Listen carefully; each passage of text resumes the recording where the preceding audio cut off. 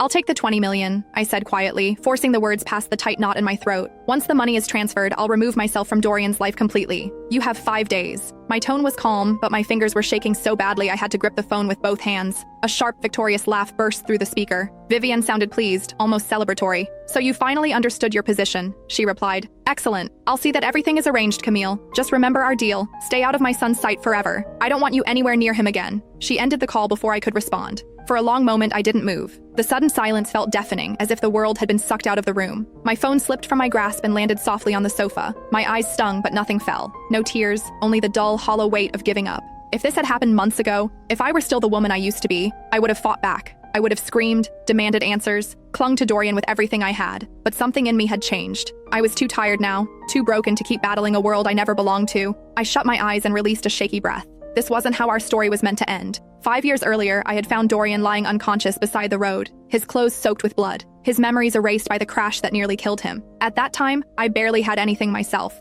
Just a rundown apartment with cracked walls, a thin mattress I bought secondhand, and enough money to scrape through each week. Still, I brought him home. I cared for him day after day. I cooked simple meals from whatever I could afford. I cleaned his wounds, stayed awake beside his bed at night, whispering reassurances into the darkness. When he finally woke, disoriented and afraid, I forced a smile through my tears and told him, "You're not alone anymore. You're with me." He couldn't remember his family, his past, or even his own name. But somehow, he remembered me. In that tiny apartment, in that fragile little bubble we created, we fell in love. It wasn't grand or glamorous. It was raw, imperfect, real. He worked tirelessly, taking every odd job he could find, saving each dollar. At night, he'd hold my hand and murmur, "One day, Camille, I'll make sure you never have to struggle again. I'll give you everything." And eventually, he did, because the truth came crashing back into our lives. Dorian wasn't a nobody. He was the heir to one of the most powerful corporate dynasties in the city, born into unimaginable wealth. When his memories returned, he took me with him into that glittering world of privilege and influence. I thought it was the beginning of our happily ever after. He stood up to Vivian, his cold, commanding mother who treated me like dirt under her heels. He slid a diamond ring onto my finger and vowed, "I choose you,